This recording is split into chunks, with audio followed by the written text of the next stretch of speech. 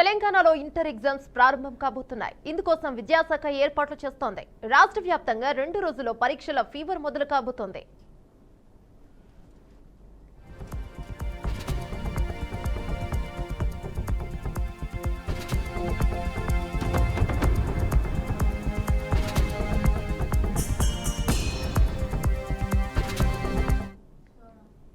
బుధవారం నుంచి ఇంటర్ పరీక్షలు ప్రారంభం కాబోతున్నాయి. ఉదయం 9 గంటల నుంచి 12 గంటల వరకు పరీక్షలు జరగనున్నాయి.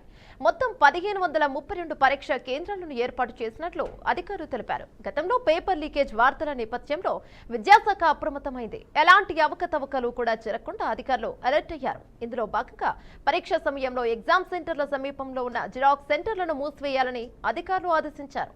ఇక ప్రతి ఎగ్జామ్ సెంటర్లో సీసీ కెమెరాలు ఏర్పాటు చేయనున్నారు. ఈ కెమెరాలని కమాండ్ కంట్రోల్ సెంటర్ కి అనుసంధానం చేయనున్నారు.